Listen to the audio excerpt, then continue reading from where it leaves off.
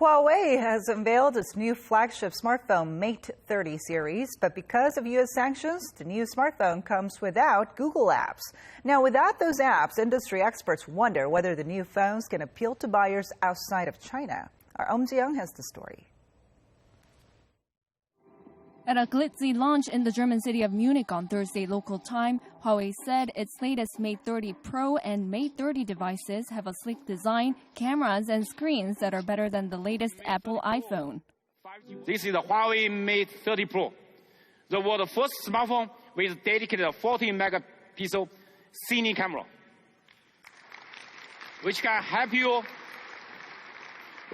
you take a 4K video 60 frames per second, and also with HDR Plus support, and also support time-lapse.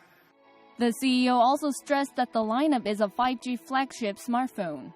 But as Huawei faces the fallout from its blacklisting by the U.S. earlier this year, its new phones do not feature popular Google-licensed apps such as Chrome, YouTube, or Gmail, which limits their appeal to consumers. Also lacking is Google Play Store, which is the major way users outside China access Android apps.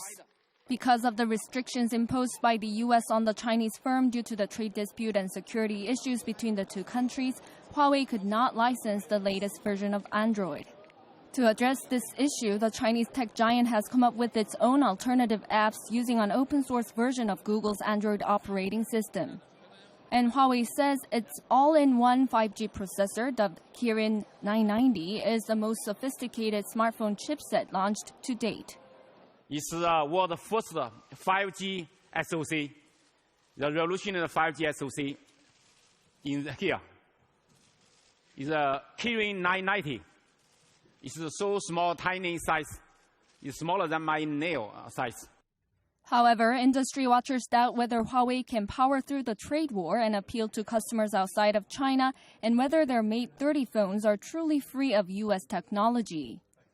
So even though Huawei has designed this processor themselves from the ground up, it's using patents from global companies, like ARM, who's a UK-based company. But they've actually used a little bit of U.S. patent technology inside of theirs, which is why the Kirin is now in jeopardy. Market watchers say that access to Google apps will make it harder for Huawei to compete in the mobile phone market, but the Chinese tech giant is pushing ahead regardless and will launch a foldable smartphone next month. Eum Ji-young, Arirang News.